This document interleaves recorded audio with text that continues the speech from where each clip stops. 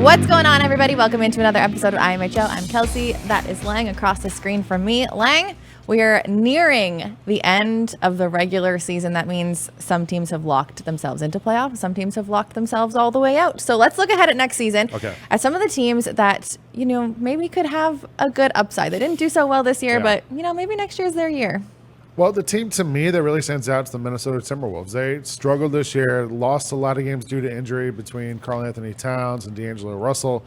Fired their coach halfway through the season and brought in Chris Finch. But if you look at it, I think there's some things there that going forward seem to bode well. I mean, you're going to have Towns healthy. You'll get D'Angelo Russell healthy. Anthony Edwards has been awesome, especially these last couple months. And then next season, they're going to have a lottery pick. So you could get a Jalen Suggs, a Jalen Green, maybe Cade Cunningham. You're going to have a top 3 pick. So if I'm the T-Wolves, I think everything's bodes well heading forward. I think really just need some kind of players to kind of fill in around those main guys.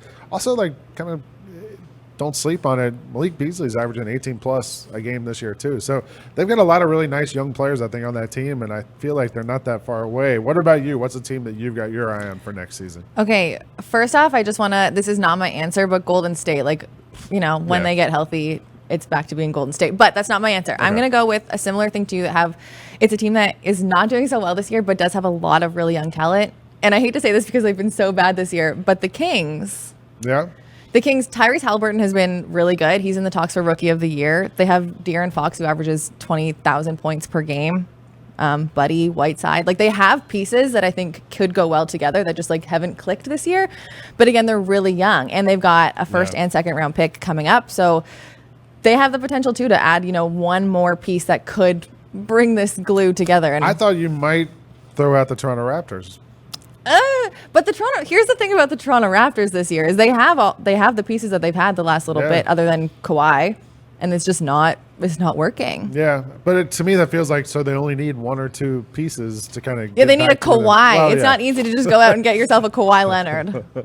just go get a all NBA type player, plug him in. Easy as that. And you're good. Do it. If the Kings went out and got a Kawhi Leonard too, I feel like they'd be up there. I think a lot of teams might be if they could just go out and add a Kawhi Leonard. But yeah, I think there's a lot of teams that this year maybe hasn't gone according to plan, and they're not that far away from next year being at least in play-in territory, possibly a playoff team.